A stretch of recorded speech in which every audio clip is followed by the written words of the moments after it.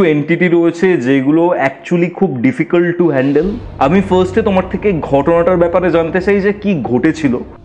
একটি মেয়েটার এই মুহূর্তে বয়স 23 কি 24 হবে। ঘটনাটা এরকম, মেয়েটা তার নাম হচ্ছে বৈশালী। এইবার হঠাৎ করে ওদের যে ব্যবসার যে জায়গাটা, সেখানে একটা অবাঞ্ছিত একটা সমস্যা শুরু হয়, আর কাজে এসো না, ঠিক আছে, এরকম ভাবে বলে তিনি ছাড়িয়ে দেন ভদ্রলোককে। এবার ওই লোকটা যখন যায় তখন এক প্রকার হুমকি দেয় যে তোমার এই ব্যবসা কিভাবে তুমি আগে বাড়িয়ে নিয়ে যাও সেটা আমি দেখে নেব। তারপর একটা ভয়ঙ্কর ঘটনা ঘটলো।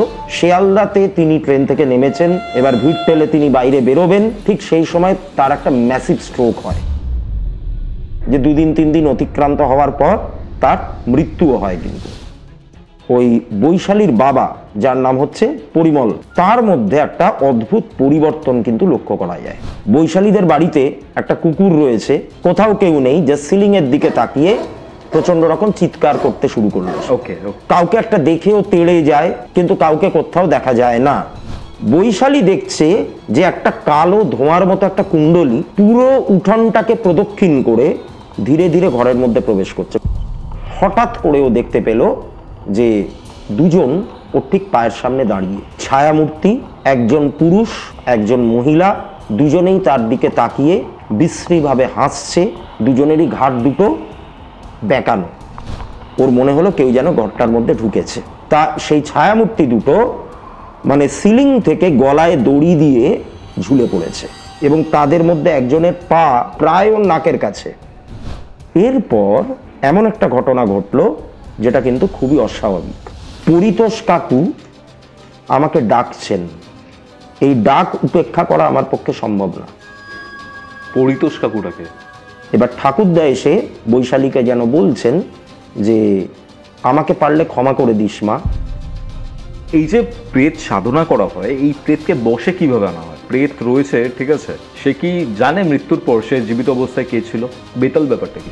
ওই নক্ষত্রযুক্ত দিনগুলোতে তুমি যেখানে বসেই ক্রিয়া করো না কেন, অব্যর্থ, কাজে লেগে যাবে। ধরো কারোর বাড়িতে এরকম এন্টিটি আছে, কিভাবে বুঝবো যে কারোর বাড়িতে কোনো নেগেটিভ এন্টিটি আছে? প্রথম উপায় হচ্ছে, হ্যালো গাইজ, ওয়েলকাম টু কৌস্তবের আড্ডা। আর কৌস্তবের আড্ডাতে আজকে আমাদের সাথে আছে দেবদেব মিত্র। আজকে খুব ভয়ঙ্কর একটা ঘটনা দেবদীপদা আমাদের সাথে শেয়ার করেছে। এছাড়া বিভিন্ন অকাল্টের নলেজ, যেমন ধরুন প্রেত বন্ধন, স্পিরিট বাইপাসিং, এই সকল জিনিস নিয়ে আমরা কথাবার্তা বলেছি। আজকের এই এপিসোডটা কেমন লাগলো কমেন্ট করে জানাবেন, কোথা থেকে দেখছেন সেটাও কমেন্ট করে জানান। কৌস্তবের আড্ডা ইউটিউব চ্যানেলে নতুন হলে সাবস্ক্রাইব করে বেল নোটিফিকেশন অন করে দিন। আর হ্যাঁ, আপনারা যদি আমার সাথে এরকমই একটা আড্ডাতে আসতে চান, আমাকে যোগাযোগ করতে পারেন। আমাকে যোগাযোগ করার প্রত্যেকটা ডিটেলস আপনারা ডেসক্রিপশন বক্সে পেয়ে যাচ্ছেন। তাহলে চলুন শুরু করছি কৌস্তবের আড্ডার মারাত্মক একটা হরর পডকাস্ট। হ্যালো দেবদীপদা। হ্যালো, ওয়েলকাম টু কৌস্তবের আড্ডা। কেমন আছো সেটা আগে বলো, কেমন আছো তুমি? ভালো আছি। আচ্ছা, বেশ অনেকদিন পর তুমি আমি মুখোমুখি বসেছি। আর এর আগে কিউরিও ফাইটে তোমার সাথে রিসেন্টলি আমরা একটা কল রেকর্ডিংও করেছি।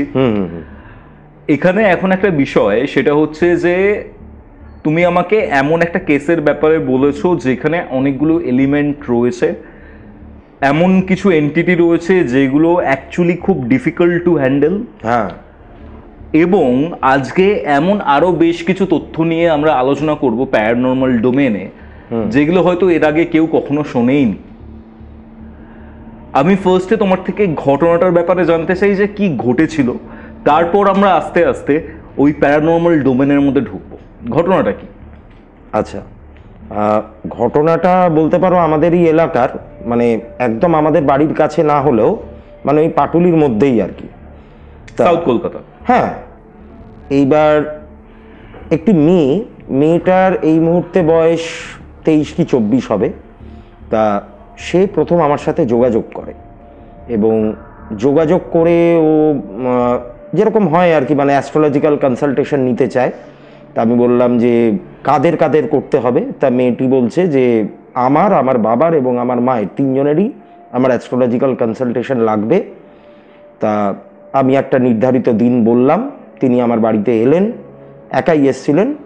তা এসে তিনি সমস্ত ডিটেলসগুলো দিলেন। তারপরে আমি যা যা অ্যানালাইজ করার করলাম, বিভিন্ন প্রশ্ন মেয়েটার ছিল যে পারিবারিক অশান্তি কেন হচ্ছে, তারপর টাকা কড়ি, অর্থক্ষয়, হ্যাঁ, চাকরি বাকরি নিয়ে প্রবলেম, এরকম নানান রকম ব্যাপার ওর প্রশ্ন ছিল। তারপরে আমি তো চার্ট দেখে যা বোঝার বুঝলাম, আমি বিভিন্ন রকম অ্যাডভাইস ওকে দিলাম। দেওয়ার পর ও আমাকে এই যে প্রবলেমগুলো যেগুলো ওদের বাড়িতে হচ্ছে তার একটা ব্যাক স্টোরি আমাকে শোনায়, যেটা বেশ অনেক দিন ধরেই ওর বাড়িতে ঘটে যাচ্ছে আর কি। তা ঘটনাটা এরকম, মেয়েটা মানে যে আমার সঙ্গে যোগাযোগ করেন আর কি, তার নাম হচ্ছে বৈশালী। এবার আমি তো বললাম যে ওর 23 কি 24 বছর বয়স। এবার বৈশালীর বাড়িতে রয়েছেন হচ্ছে ওর মা এবং বাবা। ওর এক ঠাকুরদা ছিলেন, কিন্তু সেই ঠাকুরদা অনেক দিন হলো গত হয়েছেন। বৈশালী কোনোদিনই তার ঠাকুরদাকে দেখেনি, মানে জন্মের পর থেকে ঠাকুরদাকে দেখেনি। এইবার এই ফ্যামিলি ব্যাকগ্রাউন্ডের ব্যাপারে একটুখানি বলে নিই যে কে কী করে। বৈশালী সবেমাত্র গ্র্যাজুয়েশন কমপ্লিট করেছে, এবার মাস্টার্স করবার কথাও ভাবছে, তার সাথে চেষ্টা করছে যে কোথাও একটা চাকরি বাকরি করবে। আচ্ছা, বৈশালীর বাবার শিয়ালদার কাছে একটা বড় কাপড়ের দোকান আছে, জামা কাপড়ের দোকান। আর বৈশালীর মা হচ্ছেন স্কুল টিচার। বেশ হাসি খুশি সচ্ছল পরিবার, পয়সা কড়িও ভালো আছে, কোনো রকম সমস্যা ওদের লাইফে কিন্তু নেই। এইবার হঠাৎ করে ওদের যে ব্যবসার যে জায়গাটা, যে কাপড়ের দোকানটা ওর বাবার, সেখানে একটা অবাঞ্ছিত একটা সমস্যা শুরু হয়। সমস্যাটা কীরকম, ওদেরই একজন কর্মী, তিনি মধ্যবয়স্ক একজন কর্মী আর কি, তিনি অ্যাকাউন্টস মেনটেন করতেন বা হিসেব মেনটেন করার কাজ টাজ করতেন। হঠাৎ করে টাকা কড়ি তছরূপ করতে গিয়ে বা কিছু একটা করতে গিয়ে উনি হাতে নাতে ধরা পড়েন আরেকজনের হাতে। আচ্ছা, ঠিক আছে, মানে ওই দোকানেরই আরেকজনের হাতে তিনি ধরা পড়ে যান। এবং বৈশালীর বাবা এমনিতে ভালো মানুষ হলে কি হবে, একটু রকচটা টাইপের, একটু মানে খুব সহজে তিনি টেম্পার লুজ করে ফেলেন। তা তিনি এই ব্যাপারটা যখন জানতে পারেন, মানে উনি তো সবসময় যে ব্যবসায় থাকতেন তা তো নয়, একটু বেলা করে যেতেন। এই ঘটনাটা ঘটেছে একটু সকালের দিকে। এবার এটা যখনই ঘটে তখন দোকান থেকে ওনাকে ফোন করা হয়, উনি দোকানে যান এবং যেই ভদ্রলোক এই ব্যাপারটার সাথে জড়িয়েছিলেন, মানে যে করছিলেন আর কি কাজটা, তাকে তিনি যথেচ্ছাচারভাবে অপমান করেন এবং বলেন যে দেখো, তোমাকে আমি চাইলে এক্ষুনি পুলিশে দিয়ে দিতে পারতাম, কিন্তু সেটা আমি করছি না, কারণ তুমি অনেক পুরনো, তুমি ভাই আর কাজে এসো না।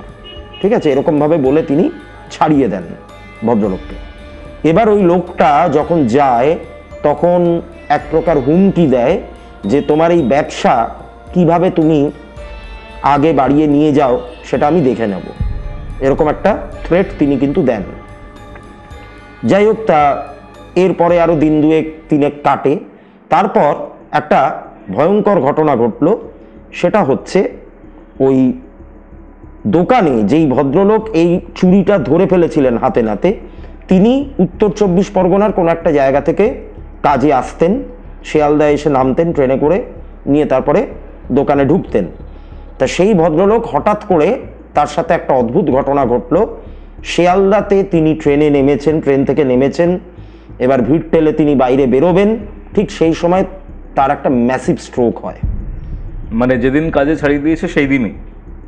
কাজে এনাকে ছাড়ায়নি, কাজে তো ছাড়ানো হয়েছে অন্যজনকে। আচ্ছা, এটা হচ্ছে না, হ্যাঁ, এটা হচ্ছে যে চুরিটা ধরে ফেলেছিলেন। আচ্ছা, হ্যাঁ, ওকে। তা তিনি আসতেন ওই উত্তর 24 পরগনার কোনো একটা জায়গা থেকে। তা শিয়ালদাতে এসে নেমেছেন, নামবার পর যখন স্টেশন থেকে বেরোতে যাবেন সেই মোমেন্টেই ওনার হার্ট অ্যাটাক হয় এবং ওনাকে হসপিটালাইজ করা হয় এবং পরে জানা যায় যে 2 দিন 3 দিন অতিক্রান্ত হওয়ার পর তার মৃত্যুও হয়, কিন্তু মানে তিনি আর বাঁচেননি। মানে চুরির ঘটনা 2-3 দিন পরেই এটা হয়েছে? 2-3 দিন পরেই এই ব্যাপারটা ঘটেছে। মানে স্ট্রোকটা হয়েছে 2 দিন পর, তারপরে তিনি মারা গেছেন আরো 2-3 দিন পর। ওকে। তা এই ব্যাপারটা ঘটায়, ইনিও যেহেতু বহু পুরনো একজন কর্মী এবং ওই দোকানে বলা যেতে পারে সব থেকে সিনিয়র মোস্ট পার্সন, মানে বৈশালীর বাবার থেকেও তার বয়স বেশি। তা তাই জন্য দোকানে প্রত্যেকের মধ্যেই একটা শোকের ছায়া নেমে আসে, প্রত্যেকেই খুব মন খারাপ হয়ে যায়। দোকান 2 দিন বন্ধও থাকে তার জন্য। তারপরে আবার নতুন করে দোকানটা চালু করা হয়। এইবার এই ঘটনারও দিন 7 পেরোনোর পর হঠাৎ করে ওই বৈশালীর বাবা, যার নাম হচ্ছে পরিমল বাবু, তার মধ্যে একটা অদ্ভুত পরিবর্তন কিন্তু লক্ষ্য করা যায়। প্রথমেই দেখা যাচ্ছে যে উনি ওনার যে মানে নিয়মিত যে ব্যবহারগুলো, নিয়মিত যে স্বভাবগুলো, সেই স্বভাবগুলো থেকে তিনি কেমন যেন একটু নিজেকে সরিয়ে আনছেন। আগে ভদ্রলোক দেখা যেত যে বাড়ির প্রত্যেকের সাথেই, মানে বাড়িতে ফিরলে পরেই প্রত্যেকের সাথেই বসে একটু আড্ডা মারা, গল্প গুজব করা, হ্যাঁ, ফেরবার পথে বাড়িতে খাবার দাবার কিনে আনা, সেগুলো করতেন। এই মুহূর্তে উনি সেই সমস্ত ব্যাপারগুলো থেকে নিজেকে সরিয়ে আনতে শুরু করলেন। বাড়িতে ফিরেই তিনি নিজের মতো বসে থাকেন, কারোর সাথে বিশেষ একটা কথা বলেন না, মাঝে মধ্যে নিজের ঘরের মধ্যে ঢুকে দরজা বন্ধ করে দেন। আবার কেউ কিছু কথা বলতে গেলে তখন মারাত্মকভাবে, খুব খারাপভাবে রিয়্যাক্ট করে ওঠেন, মানে কারোর কোনো কথাই কিন্তু উনি শুনতে চান না। এবার বৈশালীদের বাড়িতে একটা কুকুর রয়েছে, সেই কুকুরটা হঠাৎ করে কারণে অকারণে প্রচণ্ড ভায়োলেন্ট হয়ে উঠতে শুরু করলো, এবং তার স্বভাবটা এরকম হয়ে গেল যে সিলিংয়ের দিকে তাকিয়ে, কোথাও কেউ নেই, যে সিলিংয়ের দিকে তাকিয়ে প্রচণ্ড রকম চিৎকার করতে শুরু করলো। ওকে ওকে, ঠিক আছে। এবং কাউকে একটা দেখেও তেড়ে যায়, তেড়ে গিয়ে ঘেউ ঘেউ করে ওঠে, কিন্তু কাউকে কোথাও দেখা যায় না। এইবার বৈশালীর এটা মনে হতো তখন থেকেই, এবং বৈশালীর মাও সেই ব্যাপারটা স্বীকার করেছিলেন পরে, যে বাড়ির বাইরে যখন তারা থাকছে তাদের মানে এভরিথিং ইজ ওকে, কোনো রকম কোনো প্রবলেম নেই, কিন্তু বাড়িতে যখনই ঢুকছে তখনই কারণে অকারণে প্রত্যেকটা মেম্বার্সদের মধ্যে অশান্তি লাগা শুরু হয়ে যাচ্ছে। আর বাড়িতে 3 জন মেম্বার, আমি যদি কুকুরটাকেও ধরি 4 জন মেম্বার, কিন্তু তাদের মানে তারা ছাড়াও বাড়িতে আরো কারোর একজন উপস্থিতি কিন্তু ওনারা টের পেতেন, যে না থেকেও আছে, মানে অদৃশ্য একটা এক্সিস্টেন্স, অদৃশ্য কারোর একটা এক্সিস্টেন্স, না থেকেও সে যেন চূড়ান্তভাবে বিদ্যমান, এরকম টাইপের কেউ একজন ওই বাড়িতে কিন্তু ঘোরাফেরা করছে। এটা বৈশালীর প্রথম মনে হয়েছিল। এবার এই ব্যাপারগুলো যখন ওর মা বাবার সাথে ডিসকাস করতে যায়, ওর মা সামান্য হলেও গুরুত্ব দেন, কিন্তু বাবা ব্যাপারগুলো একেবারেই এড়িয়ে যায়, ফুৎকারে উড়িয়ে দেওয়ার মতো হয়। এইবার ধীরে ধীরে কি হলো, ওই পরিমল বাবুর ব্যবসার দিক থেকে মনটা উঠে যেতে শুরু করলো। মন উঠে যাচ্ছে, ব্যবসাতে যেতে ইচ্ছা করছে না। আগে যেরকম প্রত্যেকদিন, হ্যাঁ উনি একটু হয়তো লেটে যেতেন, হ্যাঁ বাট যেতেন, কিন্তু যেতেন, মানে বড় বড় দোকানগুলোতে তো আর মালিক গিয়ে দোকান খোলে না, কর্মচারীরাই যা কাজ করার করে, মালিক হয়তো একটু বেলার দিকে যান। কিন্তু ইদানিং যেটা হলো সেটা হচ্ছে যে উনি যেতেন, কিন্তু এভরি অল্টারনেট ডে, কখনো 2 দিন 3 দিন গ্যাপ দিয়ে যাচ্ছে। এইভাবে চলতে চলতে একটা টাইম যখন এলো, তখন উনি পুরোপুরি বাড়িতে বসে গেলেন, দোকানে আর যাওয়াটাই বন্ধ করে দিলেন। এবার এই পরিমল বাবু, এনার স্বভাবটা হচ্ছে, ইনি কিন্তু প্রচন্ড রকম ফিটফাট একজন ব্যক্তি। আমি ওনার চার্টও দেখেছি, মানে সবসময় নিজেকে সাজিয়ে গুছিয়ে রাখেন। ওনার ওপর শুক্রের একটা মারাত্মক প্রভাব আছে, ওনার চার্ট বলে দিচ্ছে। এবার শুক্রের প্রভাব থাকলে সেই ব্যক্তি কিন্তু সবসময় নিজেকে সাজিয়ে গুছিয়ে শৌখিন প্রকৃতির হবে। কিন্তু এই ঘটনাগুলোর পর হঠাৎ করে দেখা গেল উনি নিজের প্রতি প্রচন্ড রকম উদাসীন হয়ে যাচ্ছেন। কারোর সাথে যে কথা বলছে না, সেটা তো আমি আগেই বলেছি। পাড়ায় বেরিয়ে ওনার যে সমস্ত বন্ধু বান্ধব, যাদের সঙ্গে একটু আড্ডা ফাড্ডা মারা, চা খাওয়া, সিগারেট খাওয়া, সেই ব্যাপার থেকেও নিজেকে সরিয়ে নিচ্ছেন। আর সব থেকে বড় কথা হলো, ঠিকঠাক মতো স্নান করছেন না, দাড়ি কামাচ্ছেন না, একই জামা কাপড় নিয়ম করে পরে যাচ্ছেন, কোনো রকম পরিবর্তন করবার কোনো ব্যাপার নেই, নিজেকে নোংরাভাবে রাখছেন। হ্যাঁ, একটা কেমন যেন ওনার স্বভাবের মধ্যে আচ্ছা পরিবর্তন। আগে যেটা ওনার ক্ষেত্রে হতো, যে টেবিলে সামান্যতম একটা ভাতের কণা পড়ে থাকলেও তিনি সেটাকে ন্যাকড়া দিয়ে পুছতেন, মুছতেন। এবারে কি হচ্ছে, খাওয়া দাওয়ার পর যদি টেবিলটাতে কিছু এঁটোকাটা পড়েও থাকে, ওনার স্ত্রী যখন সেটাকে মুছতে যাচ্ছেন বা বৈশালী যখন সেটাকে মুছতে যাচ্ছেন, তিনি ডেলিবারেটলি বাধা দিচ্ছেন তাদের, বলছে যে মুছো না। মাছের কাঁটা পড়ে থাকলে সেগুলোকে কালেক্ট করে রেখে দিচ্ছেন, প্রিজার্ভ করে রাখছেন। মাছের কাঁটা, আচ্ছা ওকে, মানে স্বভাবের মধ্যে কমপ্লিট একটা পরিবর্তন। এরকম ভাবে চললো বেশ কয়েকটা দিন। এইবার একদিন বৈশালী যখন, মানে রাত হয়েছে, বৈশালী ঘুমাবে, বৈশালী আলাদা একটা ঘরে শোয়, ওর মা বাবা আলাদা একটা ঘরে শোয়। রাত্রির তখন 1:30 কি 1:45, বৈশালীর একটু বই পড়ার স্বভাব, ও অনেক রাত পর্যন্ত বই পড়ে, বই পড়ে তারপরে ঘুমাতে যায়। হঠাৎ মনে হলো একটা দুর্গন্ধ, মানে ও যেই ঘরটায়, মানে যেটা ওর ঘর তার পাশে একটা ব্যালকনি আছে, একটা দুর্গন্ধ সেই ব্যালকনির লাগোয়া জানলাটা থেকে প্রবেশ করছে। আচ্ছা। এবং প্রবেশ করবার পর ঘরের মধ্যে যখন দুর্গন্ধটা ঢুকলো, ঢুকবার পর সেটা একটা জায়গাতেই স্টাক হয়ে আছে, মানে ছড়িয়ে যাচ্ছে না, ছড়াচ্ছে না ব্যাপারটা। আচ্ছা। মানে ব্যাপারটা কিরকম হলো, মানে কিরকম অস্বাভাবিক দেখো, ধরো এই ঘরটার মধ্যে যদি একটা দুর্গন্ধ হয়, তুমি এখানে বসেও পাবে, তুমি বাথরুমের সামনে দাঁড়িয়েও পাবে, তুমি ওই কর্নারে গেলেও পাবে, একটু কম বেশি হয়তো হবে কিন্তু পাবে। এবার ওর বেডরুমটা যথেষ্ট বড়, সেখানে ও যেই জায়গাটায় শুয়ে আছে বিছানায়, তার পাশে একটা ছোট্ট প্যাসেজ মতো, তার পাশে জানলা, দুর্গন্ধটা ওই প্যাসেজটার মধ্যে স্টাক, অন্য জায়গায় গেলে পাবে, অন্য জায়গায়, মানে ও 1 ইঞ্চি এদিক ওদিক সরে গেলে দুর্গন্ধ নেই, কিন্তু ও যেই জায়গাটায় শুয়ে আছে সেই জায়গাটায় আবার যখন ও গিয়ে শুচ্ছে বা বসছে তখনই কিন্তু আবার দুর্গন্ধটা পাচ্ছে। আচ্ছা, তো এই গেল দুর্গন্ধ। এইবার হঠাৎ ওর মনে হলো দুর্গন্ধটা আস্তে আস্তে, মানে ও যে শুয়ে রয়েছে ওর খাটের চারপাশ ঘিরে প্রদক্ষিণ করছে, মানে এক সাইড থেকে আরেক সাইডে সরে যাচ্ছে গন্ধটা নিয়ে। এইভাবে করতে করতে করতে করতে একটা টাইমে গিয়ে গন্ধটা আর পাওয়া গেল না। এবার সেই রাতে আর অস্বাভাবিক রকম কিছু হয়নি। এবার তারপরের দিন আবারও সেই পরিমলবাবুকে কোনোভাবেই ব্যবসার ইয়েতে পাঠানো যাচ্ছে না। ওনার ওয়াইফ প্রচণ্ড চিন্তিত হয়ে পড়লেন যে কি হলো ওনার হাজব্যান্ডের, মেয়েও প্রচণ্ড চিন্তিত। এইবারে একদিন কি হলো, বৈশালী সন্ধ্যাবেলায় দেখতে পেল ওদের যে বাড়িটা, বাড়ির সামনে একটা উঠান মতো রয়েছে, সন্ধ্যাবেলা ও যখন উঠানে পায়চারি করছে, ওর কুকুরটা ওর সঙ্গেই ঘোরে। এবার কুকুরটা হঠাৎ ওর সাথে ঘুরতে ঘুরতে কিছু একটা দেখে চিৎকার করে উঠলো, ঠিক আছে।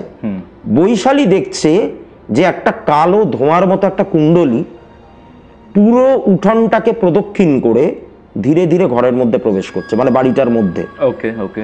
এবং ওই ধোঁয়ার আকারটাকেই ফলো করে বা ওটাকে ধাওয়া করেই কুকুরটা কিন্তু চিৎকার করছে। এই করতে করতে এটা গেল, এটা চললো বেশ কিছুক্ষণ। এবং সেই দিন যে কুকুরটা চিৎকার করছিল, অন্যান্যবারও ও চিৎকার করে, কিন্তু তখন তাও ওকে থামানো যায়। কিন্তু এইবারে এই যে চিৎকারটা শুরু করেছিল ওই ধোঁয়াটাকে দেখে, সেই চিৎকারটা কিন্তু সহজে থামানো গেল না, অনেকক্ষণ ধরে কিন্তু এই চিৎকার চেঁচামেচিটা চললো। তারপরে গিয়ে কুকুরটা অবশেষে শান্ত হলো, তাও সেটা নর্মালি শান্ত হলো না, প্রচন্ড নিস্তেজ হয়ে পড়লো কুকুরটা, টায়ার্ড হয়ে গেল, ঠিক আছে। এমনিতে খুবই ছটফটে একটা কুকুর। এইবার একদিন রাতে কি হলো, বৈশালী দেখতে পেল, মানে ওর ঘরের মধ্যে রয়েছে, হঠাৎ করে ও দেখতে পেল যে দুজন ওর ঠিক পায়ের সামনে দাঁড়িয়ে। আচ্ছা। ছায়ামূর্তি, একজন পুরুষ একজন মহিলা, দুজনেই তার দিকে তাকিয়ে বিশ্রীভাবে হাসছে, দুজনেরই ঘাড় দুটো বেঁকানো, মানে একটা সাইডে বেঁকানো দুজনেরই। খুবই ক্রিপি ব্যাপার, খুবই ক্রিপি ব্যাপার। এবার এইটা দেখবার পর, মানে just for a fraction of second ও দেখতে পেয়েছে। এটা দেখবার পর ও চিৎকার করে বেরিয়ে এসছে ঘর থেকে, মাকে ডেকেছে, বাবাকে ডেকেছে। বাবার সেই মোমেন্টে ঘুমই ভাঙছে না, মেয়ের ওরকম চিৎকারে বাবার ঘুম ভাঙছে না। মা বেরিয়ে এসছেন, মা বেরিয়ে এসে বলছেন যে কি হয়েছে কি হয়েছে। তখন বৈশালী বলল ব্যাপারটা। তা সেই রাতের মতো বৈশালীর মা বৈশালীর সাথে গিয়েই শুলেন। এইবার এরপর থেকে বাড়িতে আরও বেশ কিছু প্যারানর্মাল ইনসিডেন্ট শুরু হলো। কীরকম, রান্নাঘর থেকে কথায় কথায় বাসন পড়ে যাচ্ছে উল্টে, প্লাম্বিং যে মেটেরিয়ালসগুলো, কল, জলের পাইপ, কোমোড, হ্যাঁ, বিভিন্ন জিনিস, পাম্প টাম্প, মানে জল তোলার যে পাম্পগুলো হয়, সেইগুলো কথায় কথায় খারাপ হচ্ছে। এইগুলোর পেছনে প্রচুর পরিমাণে ব্যয় হওয়া শুরু হয়েছে, মানে বেসিক্যালি পোল্টারগাইস্ট অ্যাক্টিভিটি স্টার্ট হয়ে গেছে, ওরকম টাইপেরই বলতে পারো। এইবার টিভি চালানো হয়েছে একদিন, হঠাৎ করে একটা টিভির পেছন থেকে অসম্ভব রকমের একটা স্পার্ক বেরিয়ে, একটা ধোঁয়া টোয়া বেরিয়ে, যাতা অবস্থা, টিভি খারাপ। ইলেকট্রনিক গুডস যেগুলো রয়েছে সেগুলো ম্যালফাংশন হচ্ছে, টিভি দিয়ে শুরু হলো। আচ্ছা। এবার টিভির ইয়ে থেকে লোক ডাকা হলো, তারা বলল যে এটা সারিয়ে কোনো লাভ নেই, এটা সারাতে যা খরচ তার থেকে আপনারা অন্য টিভি কিনে নেওয়া বেটার।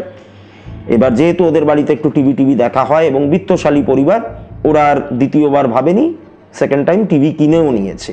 কৌস্তব সেকেন্ড টিভিটা কেনার যেদিন ডেলিভারি হলো, লাগিয়ে টাগিয়ে দিয়ে যাওয়া হলো, সেদিন রাতেই ওই টিভিটাও খারাপ হয়ে গেল। আর্থিং এর প্রবলেম ছিল কি? সেটা দেখানো হয়েছে, চেক করানো হয়েছিল, কিছু প্রবলেম পাওয়া যায়নি, মানে ওরকম হওয়ার কথা নয়। ডেফিনেটলি। আচ্ছা, বৈশালী কিছু কাজ করতো, মানে ও তো জাস্ট গ্রাজুয়েশন কমপ্লিট করেছে, এবার প্রপার একটা জবও খুঁজছে, কিন্তু সাইড বাই সাইড ও কিছু কাজ করতো, কন্টেন্ট রাইটিং এর কাজ, ফ্রিল্যান্সিং। হ্যাঁ, যেটার জন্য তোমার কম্পিউটারের প্রয়োজন। তুমি আর্থিং এর কথা ছেড়ে দাও, একটা ল্যাপটপ চালানোর জন্য তো সেইভাবে ইলেকট্রিসিটির দরকার পড়ে না, চার্জ দেওয়া ছাড়া একদম এমনি টাইমে ল্যাপটপ চলবে। হ্যাঁ, সেই ল্যাপটপটা হঠাৎ করে উইদাউট এনি রিজন খারাপ হয়ে গেল, অনই হচ্ছে না। এটা খুবই পিকিউলিয়ার। অনই হচ্ছে না। ল্যাপটপ সার্ভিসিং এর লোককে ডাকা হয়, তিনি ল্যাপটপটাকে সারানোর চেষ্টা করেন, কিন্তু কোনোভাবেই কিছু করা যায় না, মানে ভেতরে কোনো প্রবলেম ডিটেক্টই হয় না, everything is perfect, motherboard perfect, সব কিছু, হ্যাঁ, কিন্তু ল্যাপটপ কোনোভাবেই চালু হচ্ছে না। তাহলে এই জায়গাগুলোতে ব্লকেজ আসা শুরু হলো। আবারও একদিন কি হলো, বৈশালী ওর নিজের ঘরে শুয়ে রয়েছে, হঠাৎ করে ও মনে হলো যে, মানে ও যে ঘরটায় রয়েছে আর কি, ওর বেডরুমটা, ওটার যে দরজাটা হঠাৎ করে একটুখানি ফাঁক হলো, ফাঁক হয়ে আবার বন্ধ হয়ে গেল। ওর মনে হলো কেউ যেন ঘরটার মধ্যে ঢুকেছে। এইবার ঢুকেছে এবং ও অনুভব করছে যে ওর খাটের চারপাশ দিয়ে কেউ একটা ঘুরে বেড়াচ্ছে, কেউ একটা প্রদক্ষিণ করছে। ওকে ওকে। এবং সেটা একজন না, একাধিক কেউ। একাধিক? হ্যাঁ, একের বেশি। ওকে। এইবার হঠাৎ করে ওর চোখের সামনে রীতিমতো সিনেমার মতো একটা দৃশ্য ফুটে উঠল। ও দেখতে পেল দুটো ছায়ামূর্তি। সেই দিন যে ওর ঘরের মধ্যে দুজন মানুষকে ও দেখেছিল, একজন ওই মহিলা এবং একজন ওই পুরুষ, মাথাটা সাইডে বেন্ড করা, তারাই ওর ঘরের মধ্যে ঢুকেছে। তা সেই ছায়ামূর্তি দুটো মানে সিলিং থেকে গলায় দড়ি দিয়ে ঝুলে পড়েছে। এরকম একটা ভয়ঙ্কর দৃশ্য ওর চোখের সামনে ফুটে উঠলো। কি বলছো দেবদীপ্ত? হ্যাঁ, এরকম একদম এক্স্যাক্ট এরকম, বুঝতেই পারছো এরকম একটা দৃশ্য। আর মানে ওই মেয়েটা, মানে বৈশালী, ওর একটা স্বভাব কি, ও যখনই কিছু বর্ণনা করে মানে খুব একদম ক্লিয়ারলি, মানে একদম আদ্যপান্ত তোমাকে বুঝিয়ে দেবে। মানে ওর কমিউনিকেশনের ঘরটা এবার রাহুর প্রভাব আছে। রাহু মানেই হচ্ছে বিশ্লেষণ।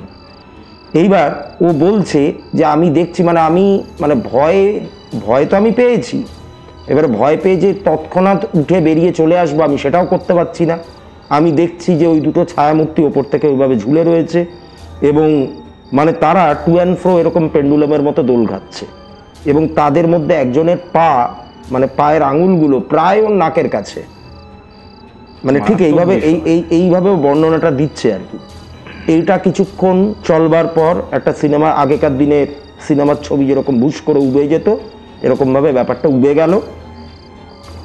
ও কিছুক্ষণ ওরকম পাথরের মতো বসে রইল, প্রচণ্ড ভয় পাচ্ছে, নিয়ে তারপর ওখান থেকে বেরিয়ে চিৎকার চেঁচামেচি করে মা বাবাকে ডেকে টেকে পুরো ব্যাপারটা জানালো। তাই এবার আবারও সেই দিন রাতে ওই বৈশালী ওর মায়ের সাথেই শুলো। ওর বাবা তো ব্যাপারগুলো মেনেও মানতে চাইছেন না, উনি একটা ঘোরের মধ্যে, কমপ্লিট একটা ঘোরের মধ্যে রয়েছেন। এরপর এমন একটা ঘটনা ঘটলো যেটা কিন্তু খুবই অস্বাভাবিক। সেটা হচ্ছে, একদিন সকালে ওর বাবা পরিমলবাবু তিনি বললেন যে আমি আজকে বেরোচ্ছি।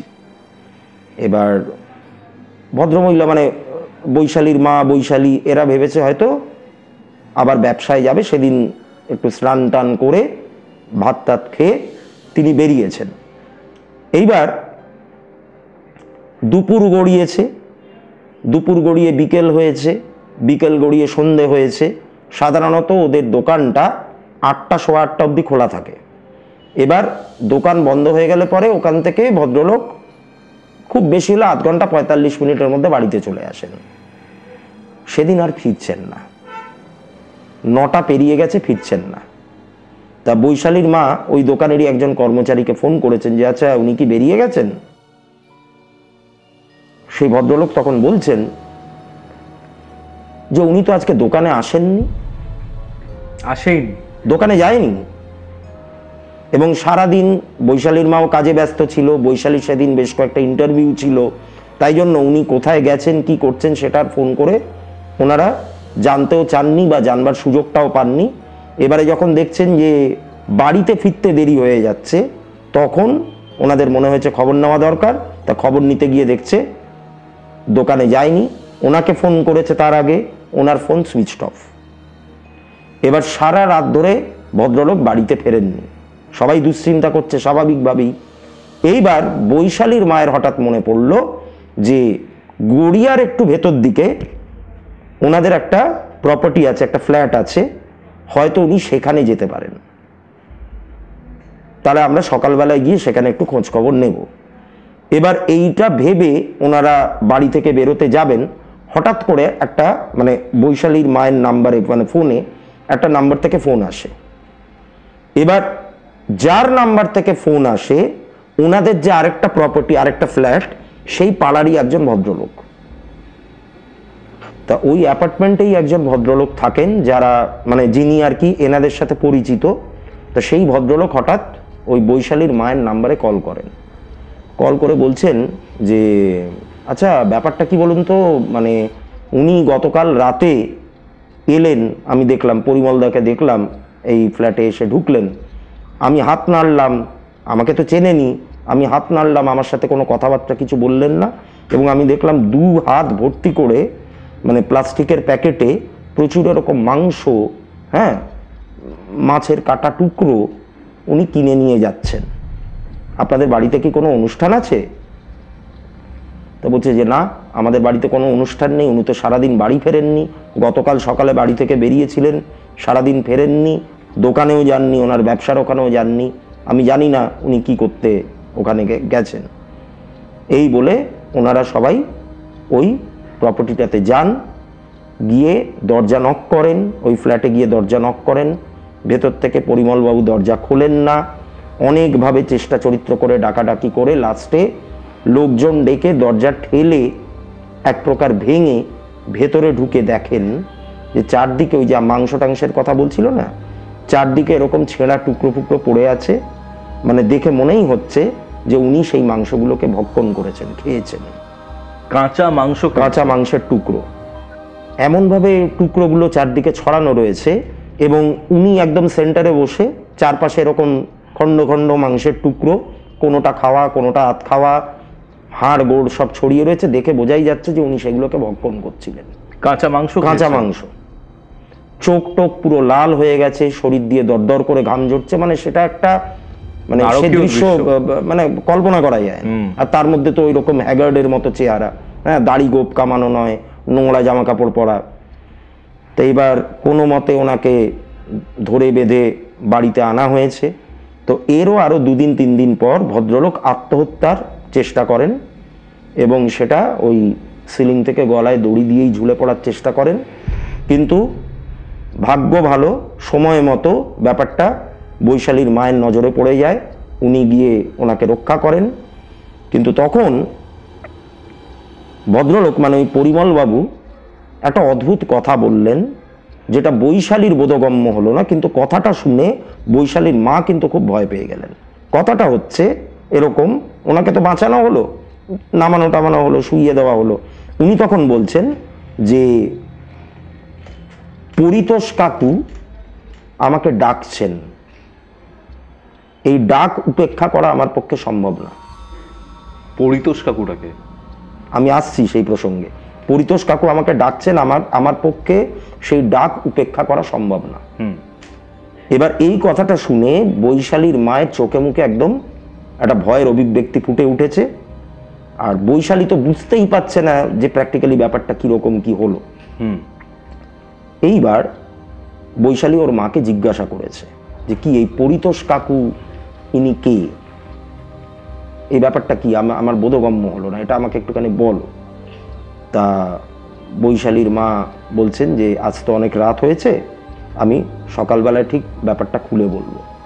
কিন্তু সেই দিন রাতে বৈশালী একটা অদ্ভুত স্বপ্ন দেখলো। আচ্ছা। স্বপ্নটা দেখলো যে একটা শ্মশানের মতো একটা জায়গায় চারদিকে চিতা ভস্য জ্বলছে, সেখানে ও ঘুরে বেড়াচ্ছে এবং ওর সাথে দেখা করতে এসছে ওর ঠাকুরদা।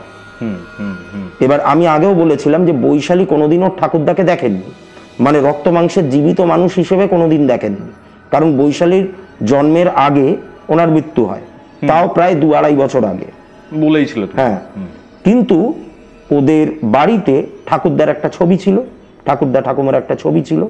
সেই ছবিটা দেখে, মানে সেই ছবিটা দেখতে দেখতেই তো বড় হয়েছে, ওই ছবিটা দেখে ও আইডেন্টিফাই করেছে যে এটা আমার ঠাকুরদা। আচ্ছা, ঠিক আছে। এবার ঠাকুরদা এসে বৈশালীকে যেন বলছেন যে আমাকে পারলে ক্ষমা করে দিস মা, আজকে আমার করা ভুলের জন্য এই গোটা পরিবার, তোর বাবা, তোর মা, তুই, তোরা সবাই কিন্তু সাফার করছিস। স্বপ্নে হচ্ছে এটা? স্বপ্নে ঘটছে, স্বপ্নে উনি বলছেন এটা এসে। ওকে, ঠিক আছে, তোরা সাফার করছিস এবং তোর বাবার কিন্তু সামনে সমূহ বিপদ, পারলে ওকে রক্ষা করিস। শুধু এইটুকু বলে তিনি মিলিয়ে গেলেন, স্বপ্নটাও কিন্তু সেখানে শেষ হয়ে গেল। বৈশালী ধড়মড় করে ঘুম থেকে উঠেছে, তখন প্রায় ভোর হবে, ভোরের আলো ফুটে গেছে, দরদর করে ঘাম দিচ্ছে ওর এই স্বপ্নটা দেখে। ও তখন পরের দিন সকালবেলায় ওর মাকে একদম ভালোভাবে পাকড়াও করেছে যে তোমাকে বলতেই হবে যে কি তুমি কালকে বলছিলে, ওই নামগুলো শুনে তুমি প্রচণ্ড ভয় পেলে, তোমার মানে বাবাও বললেন যে এরা আমাকে ডাকছে, এটা কি, এর হিস্ট্রিটা কি। তো তখন বৈশালীর মা একটা ঘটনা ন্যারেট করলেন। সেটা হচ্ছে, উনি তখন সবে সবে বিয়ে হয়ে এই বাড়িতে এসছেন। এবার তখন এই যে শাড়ির যে ব্যবসাটা, যেটা ওদের শিয়ালদার কাছে যে দোকানটা, সেটা ওর ঠাকুরদার আমলেই তৈরি করা, কিন্তু এই ব্যবসাটার সাইডে ওই ঠাকুরদা আরো একটা ব্যবসা করতেন, যেটা হচ্ছে তেজারতির কারবার। সেটা কি? তেজারতি মানে সুদে টাকা খাটানো। আচ্ছা, ঠিক আছে, মানি লেন্ডার এক কথায় বলতে গেলে। এবার এই শাড়ির ব্যবসাটাও চলছে ভালোভাবে, আর সাইড বাই সাইড ওর ঠাকুরদা আলাদা করে, মানে বৈশালীর মায়ের শ্বশুর মশাই পরিমল বাবুর বাবা, তিনিও এই সুদে টাকা খাটানোর, টাকা ধার দেওয়ার ব্যবসাটা তিনি চালিয়ে যাচ্ছেন। ওকে ওকে, ঠিক আছে। এই ফুলে ফেপে উঠছে পুরো। হ্যাঁ, মানে আমি বললাম তো, মানে ওরা যথেষ্ট বিত্তশালী পরিবার। এইবার এই করতে করতে ওদেরই পাড়ায় এক ভদ্রলোক ছিলেন, যার নাম হচ্ছে পরিতোষ। ওকে। এই পরিতোষকে বৈশালীর বাবা অল্প বয়সে পরিতোষ কাকা বলে ডাকতেন, কারণ এ হচ্ছে, মানে পরিতোষ বাবু, ইনি হচ্ছেন মানে পরিমল বাবুর যে বাবা, বৈশালীর ঠাকুরদা, তারই সমবয়সী। তো মানে আমার বাবার যে বন্ধু, সে তো আমার কাছে কাকাই হবে একদম। তো সেরকমই আর কি। তাই জন্য মানে পরিমল বাবু ওনাকে পরিতোষ কাকা বলে ডাকতেন। আচ্ছা, মানে বৈশালীর বাবা কাকা বলে ডাকতেন? হ্যাঁ, বৈশালীর বাবা ওনাকে কাকা বলে ডাকতেন। আচ্ছা, ওকে, ঠিক আছে। এইবার এই পরিতোষ বাবু একবার কোনো একটা কারণে ওর ঠাকুরদার থেকে কিছু টাকা ধার নেন। এবার মানে পরিতোষ বাবু আর বৈশালীর ঠাকুরদা দুজনে বন্ধু হলে কি হবে, ও ঠাকুরদা ছিলেন প্রচন্ড রকম, মানে এই মানে টাকা ধার দিয়ে সেটা আদায় করার ব্যাপারে তিনি কিন্তু প্রচন্ড কঠোর টাইপের, কঠোর প্রকৃতির একজন মানুষ ছিলেন। এবং টাকা ঠিকঠাক মতো ফেরত না পেলে তিনি কিন্তু তার মক্কেলদের সঙ্গে প্রচন্ড খারাপ ব্যবহার করতেন। ঠিক আছে। তা এবার পরিতোষ বাবুর ক্ষেত্রেও এটার কোনো ব্যতিক্রম হলো না। দিচ্ছি বলে দিতে পারছে না, আর্থিক একটা অভাব তাদের সত্যিই চলছিল। তা একদিন কি হয়, মানে সর্বসমক্ষে ওই পরিতোষ বাবুর সঙ্গে ও বৈশালীর ঠাকুরদা প্রচন্ড মিসবিহেভ করেন এবং টাকাটা দিতে পারছেন না বলে যথেচ্ছাচার অপমান করেন এবং মানে প্রচন্ড খারাপ খারাপ ভাষা ইউজ করে, প্রয়োগ করে প্রচন্ড অপমান করেন। আর বৈশালীর ঠাকুরদাও নাকি একটু রকচটা টাইপের মানুষ ছিলেন, মাথা গরম টাইপের। এইবার এই অপমানের গ্লানি নিজের বন্ধুর থেকে, তাও আবার পাড়াপড়শিদের সামনে, এটা সহ্য করতে না পারে, আর ওনার একটা আর্থিক প্রবলেম চলছিল ওই পরিতোষবাবুর, উনি এবং ওনার স্ত্রী দুজনেই বাড়িতে আত্মহত্যা করেন। বোঝা গেল? আত্মহত্যা করেন, এবং এই যে আত্মহত্যাটা করা হলো, তারপর হঠাৎ করে বৈশালীর ঠাকুরদার মধ্যে একটা বিরাট পরিবর্তন আসে। পরিবর্তনটা কিরকম? এমনিতেই তো উগ্র মেজাজ, সেই উগ্রতাটা উত্তরোত্তর আরো বাড়তে থাকে, এবং ধীরে ধীরে সেই উগ্রতা উন্মাদনার পর্যায়ে পৌঁছে যায়। যাকে তাকে দেখে অশ্লীল ভাষা প্রয়োগ করছে, নিজের ছেলের সঙ্গে খারাপ ব্যবহার করছে, নিজের ছেলের বউয়ের সঙ্গে মানে বৈশালীর মায়ের সঙ্গে খারাপ ব্যবহার করছে। এই নিয়ে তিনি দীর্ঘদিন ভোগেন, এবং চারদিক তাকাতে তাকাতে হঠাৎ করে কাউকে একটা দেখে তিনি চমকে উঠতেন, একটু ভয় পেতেন। ঠিক আছে? মাঝে মধ্যে নিজের ছেলেকে, ছেলের বউকে ডেকে বলতেন যে ওই দেখ পরিতোষ ওখান থেকে ঝুলে রয়েছে, আমার টাকাটা না দিয়ে আত্মহত্যা করেছে, আমাকে ফাঁকি দিয়েছে। নিয়ে এসে পরিতোষের মানে পরিতোষবাবুকে উদ্দেশ্য করেও তিনি অশ্লীল ভাষা প্রয়োগ করে যাচ্ছেন, মানে অ্যাজ ইফ ওনার সাথে ওনার একটা কমিউনিকেশন হচ্ছে। এরকম ভাবে অনেক দিন ধরে চলবার পর লাস্টে উন্মাদনা এমন পর্যায়ে চলে গেল যে মাঝে মধ্যে হাত পা বেঁধে রেখে দিতে হতো ও ঠাকুরদাকে। ক্রিটিক্যাল কন্ডিশন, তাও মাঝে মধ্যে উনি হাঁটাচলা করতেন। এবারে একদিন উনি ওই বাড়িতেই, যেখানে বৈশালীরা থাকে অ্যাট প্রেজেন্ট, ওই বাড়িতেই সিঁড়ি থেকে গড়িয়ে পড়ে মারা যান। এবং সেই টাইমে ওই পরিমল বাবু মানে বৈশালীর বাবা বাড়িতে ছিলেন না, আর বৈশালীর মা ছিলেন। উনি দাবি করছেন, উনি মানে অ্যাজ পার হার ভার্সন উনি বলছেন যে আমার মনে হলো বাবা মানে আমার শ্বশুর মশাই উনি যেন কাউকে একটা ধাওয়া করে সিঁড়ি দিয়ে নামছিলেন, এবং ওনার মুখে কিন্তু ওই পরিতোষবাবুর নামই শোনা গেছে। ঠিক আছে? এবং তখনই তিনি হুড়মুড় করে সিঁড়ি থেকে গড়িয়ে পড়ে যান, এবং ব্যাপারটা কিন্তু পা হড়কে পড়ে যাওয়া নয়। আমি যদি সিঁড়ি দিয়ে নামতে গিয়ে পা হড়কে যাই, আমি কিভাবে পড়বো? স্লিপ কেটে পড়বো। আর উনি পড়েছেন মুখ থুবড়ে, মানে মনে হচ্ছে যেন কেউ পেছন থেকে ঠেলাটা মেরেছে। ঠিক আছে? এবার উনি যখন ওইভাবে গড়িয়ে পড়ে যান, পড়ে গিয়ে তো চিৎকার করে উঠেছেন। বৈশালীর মা রান্নাঘরে ছিলেন, উনি রান্নাঘর থেকে তড়ি ঘড়ি বেরিয়ে এসে ওনাকে তোলার চেষ্টা করছেন। তখন ওনার নাকি মনে হয়েছিল যে ওই যে ওনার শ্বশুরমশাই পড়ে গেছেন, পাশে কেউ না কেউ একটা দাঁড়িয়ে রয়েছে, ঠিক ওনার পাশে কারোর একটা উপস্থিতি উনি টের পেয়েছিলেন। এবং ওনাকে তুলে যখন সোফায় বা একটা বিছানায় শোয়াতে যাবেন, তখন মনে হলো পাশ থেকে একটা হাসির আওয়াজ,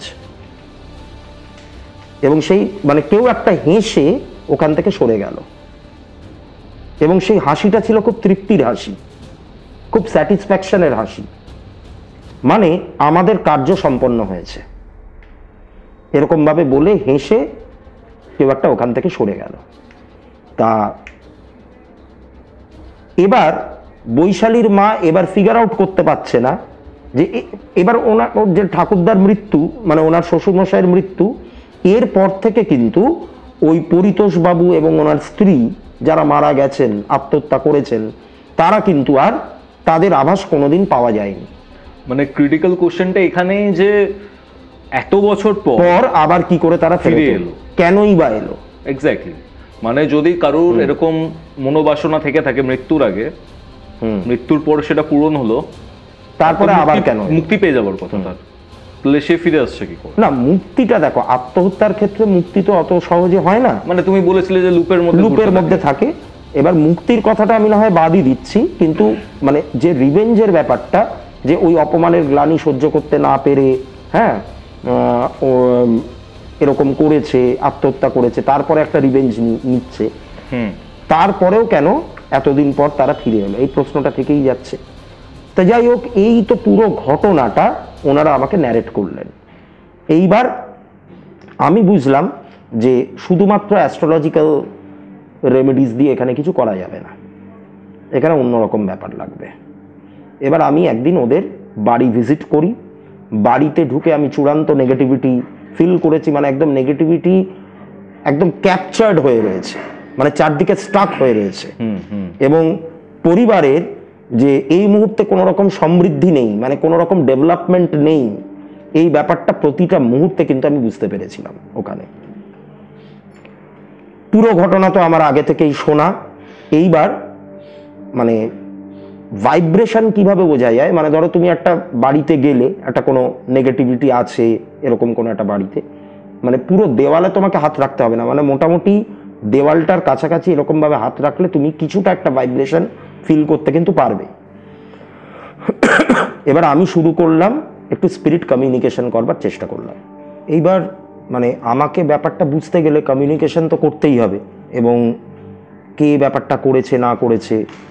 তা আমি পুরো ঘটনাটা যখন ওদের কাছে শুনছিলাম, যেটা আমি এতক্ষণ ধরে ন্যারেট করলাম আর কি, তখনই ভাইব্রেশনে আমার কিছু জিনিস ফিল হয় যে ওই যে ভদ্রলোক যে চুরি করে ধরা পড়েছিল, যাকে অপমান করে এখান থেকে তাড়ানো হয় ওই দোকান থেকে, তিনি কিছু কলকাঠি নেড়েছেন কারোর একটা কাছে গিয়ে, কারোর সাহায্য নিয়ে, কোনো একটা ব্ল্যাক ম্যাজিক বা নিম্নমার্গের কোনো একটা প্রয়োগ এনাদের ওপর হয়েছে। এটা সাধারণত স্তম্ভন ক্রিয়াই হয়েছে, কারণ স্তম্ভন ক্রিয়া এমন একটা ক্রিয়া যেটার মাধ্যমে তুমি একটা পরিবারের বা একজন ব্যক্তি বিশেষের উন্নতিটাকে পুরো স্টপ করে দিতে পারো। বগলা প্রয়োগ করা হয় স্তম্ভনে?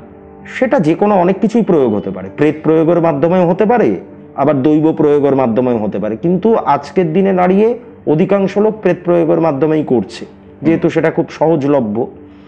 এইবার ব্যাপারটা কি হয়, একটা যখন তুমি প্রেত প্রয়োগ করছো, মানে ধরো একজন সাধক, নিম্নমার্গের কোনো একজন সাধক, প্রেত চালান যে খারাপ আমি বলছি না, বা প্রেত সাধনা যে খারাপ আমি বলছি না, প্রেত সাধনা করে অনেক বড় বড় কিছু কাজও করা যায়, ঠিক আছে, দুরারোগ্য ব্যাধি, হ্যাঁ, মুমূর্ষু রোগী তাকে রিলিফ দেওয়া যায়, আর্থিক উন্নতি ঘটানো যায়, মানে যা যা খারাপ করা যায় সেই ভালো জিনিসও করা যায়, কিন্তু এক্ষেত্রে নেগেটিভটাই করা হয়েছে। তা এরকম যখন কোনো সাধনা করা হয়, সেই আসনে যখন বসা হয়, তখন বিভিন্ন এন্টিটিসরা কমিউনিকেট করার চেষ্টা করে। এবার যেহেতু এই পরিবারের সাথে ওই পরিতোষবাবু এবং তার স্ত্রীর একটা পুরনো যোগাযোগ রয়েছে, এবং তারা এখনো যেহেতু মুক্তি পাননি, তাই এনারা যোগাযোগ করেন, এবং যেই সাধক কাজটা করেছেন তিনি তার বুদ্ধি খাটিয়ে এনাদেরকেই ক্যাপচার করে এই কাজটাকে করায়। ওকে, কারণ একটা পুরনো শত্রুতা রয়েছে, ঠিক আছে। আচ্ছা আচ্ছা। তা এদেরকেই ক্যাপচার করে এবং সেই কাজটা এমন পাকাপাকি ভাবে করে যে যেটা তুমি বলতে পারো প্রেত বন্ধন হয়েছে ওই বাড়িটাতে। প্রেত বন্ধন, এই টার্মটা নতুন শুনছি, কি ব্যাপারটা? প্রেত বন্ধন মানে এমনি নর্মালি প্রেত চালান মানে আমি প্রেতকে ইনস্ট্রাকশন দিলাম, বা একটা এন্টিটিকে আমি ইনস্ট্রাকশন দিলাম যে অমুক বাড়িতে যাও, গিয়ে কিছু ক্ষতি করে আসো, কিন্তু এক্ষেত্রে প্রেতকে ওখানে বেঁধে দেওয়া হয়েছে, অর্থাৎ যারা রয়েছে ওখানে তারা ওখান থেকে বেরোতে পারবে না। এটা তো আরো বেশি মানে প্রবলেমেটিক জিনিস একটা। হ্যাঁ, মানে চূড়ান্ত একটা হাই লেভেলের স্তম্ভন ক্রিয়া। ওকে, খুব শক্তিশালী কাজ। এবার আমাকে যেটা করতে হতো সেটা হলো যে প্রথমে ওই যে লক করা আছে, ওদেরকে বন্ধন করা আছে, ওই লকগুলোকে আমাকে প্রথমে আগে ব্রেক করতে হবে। তা সেটা এঞ্জেল থেরাপির বিভিন্ন পদ্ধতি রয়েছে, যেটার মাধ্যমে আমি শুরু করলাম।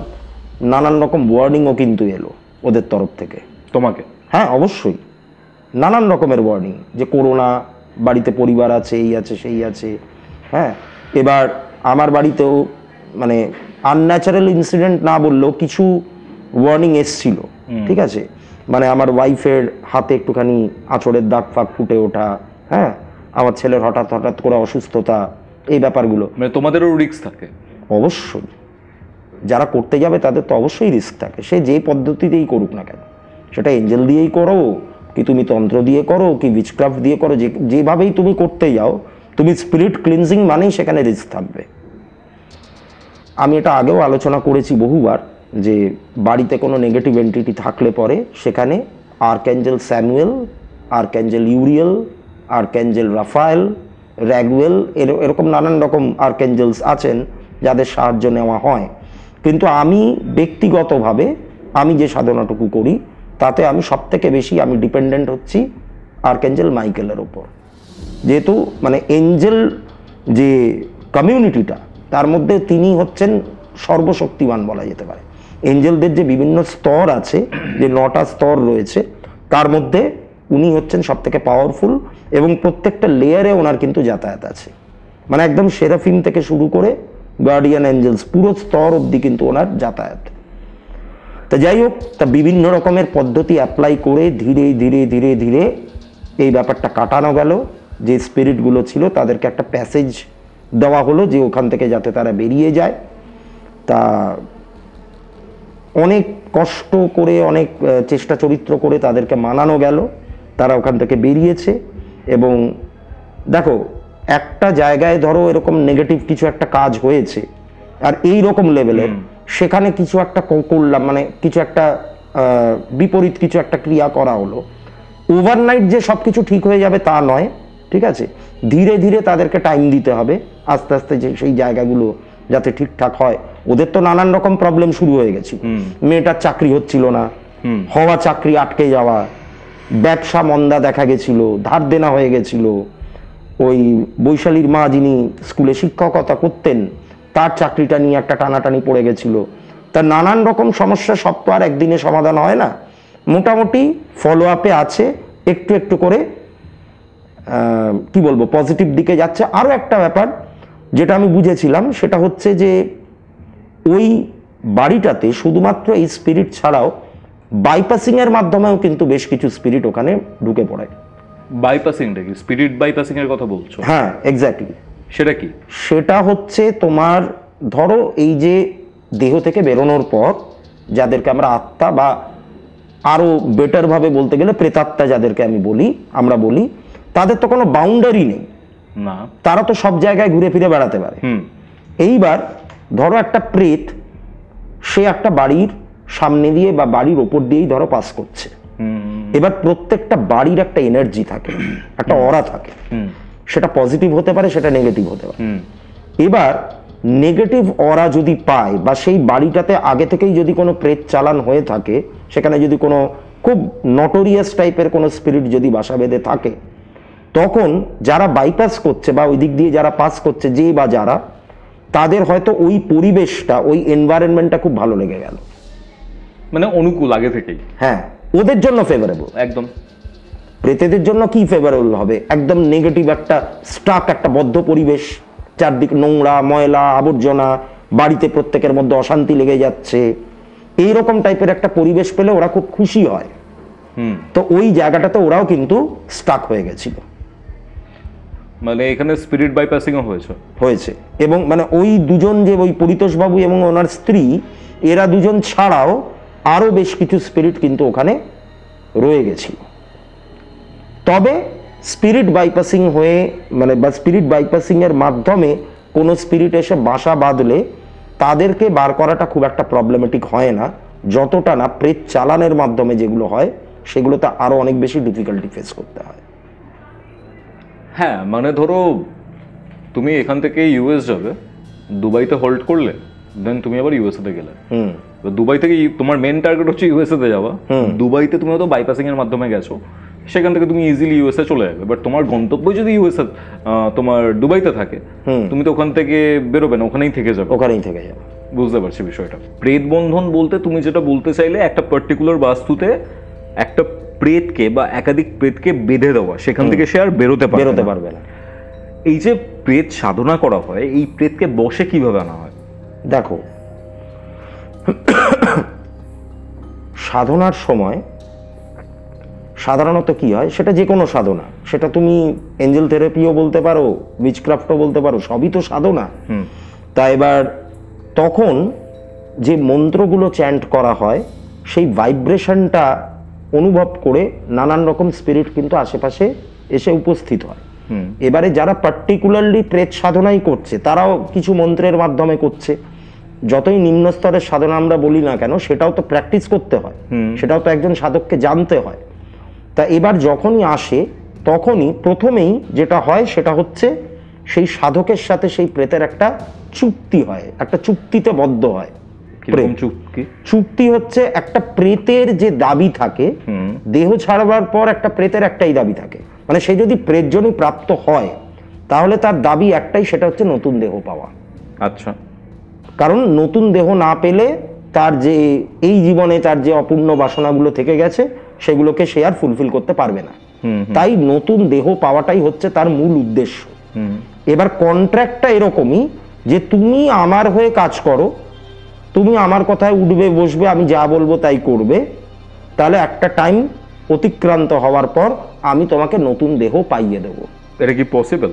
একেবারেই না। আচ্ছা, তার মানে এখানে মিথ্যাচরণ করে কন্ট্রাক্টটা করা হয় প্রেতের সাথে।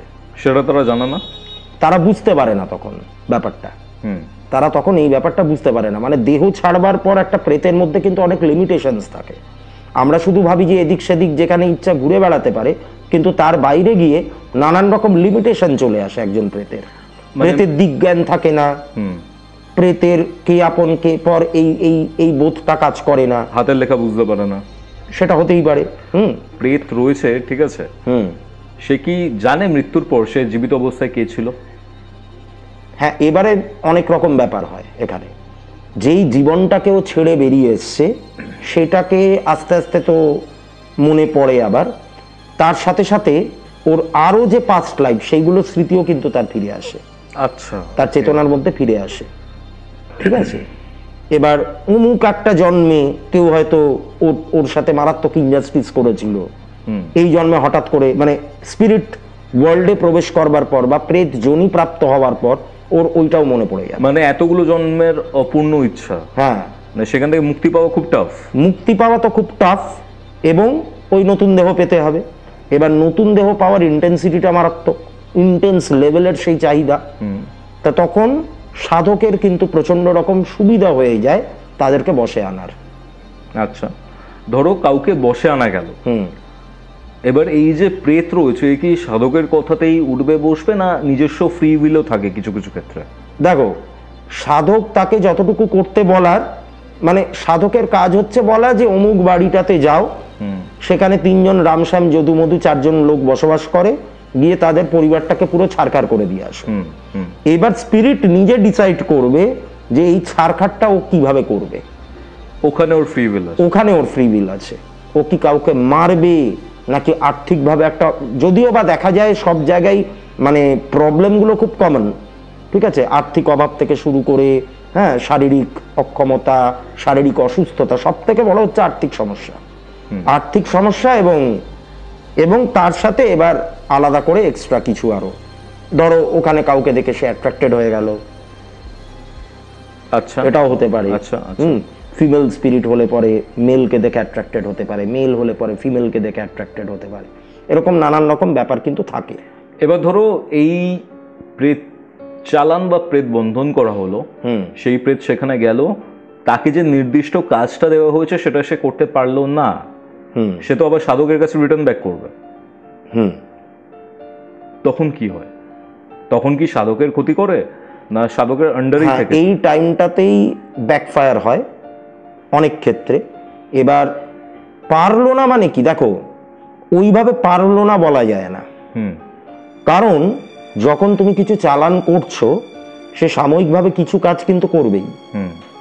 কারণ আমাদের ক্ষেত্রে 99% মানুষের গৃহবন্ধন করা থাকে না একদম, কারণ কেউ তো আর, অনেক মানুষ আছে এগুলো নিয়ে ভাবেই না, নাস্তিক যুক্তিবাদী প্রচুর মানুষ আছে, তারা তো আর এমনি এমনি বাড়িটাকে বন্ধন করে রাখবে না, এবং তাদের বাড়িতে প্রেত চালান হলেও তারা ওটা মানতে চাইবে না। মানে হয়তো সিমটমগুলো সবই দেখা যাচ্ছে কিন্তু সে মানতে চাইছে না, ঠিক আছে। এবার কিছু কাজ সে করতেই পারবে, এবারে বিপরীত কোনো ক্রিয়া হলে পরে ওকে যদি ওখান থেকে বিতাড়িত করা হয় বা বার করে দেওয়া হয় তখনও সাধকের কাছেই ফেরত আসে, ঠিক আছে। তখন আবার সাধক নতুন করে আবার কিছু প্ল্যান করে, কারণ ওই দিক থেকে যদি ওটাকে কাটানো হয় যে আসল কাজটা করেছে সে কিন্তু টের পেয়ে যায়, এবং এই স্পিরিটের মাধ্যমেই টের পায় যে ওটাকে কাটানোর চেষ্টা করা হচ্ছে। আচ্ছা, এবার এই যে প্রেত চালান করে বিভিন্ন প্রসেসের মাধ্যমে করে, যে কোনো র্যান্ডম দিনেই কি এই প্রেত চালানটা করা যায়? ধরো আমি আজকে চাইছি কালকে প্রেত চালান করে দিলাম, এতটাই ইজি কি ব্যাপারটা? না, এতটাও সহজ না।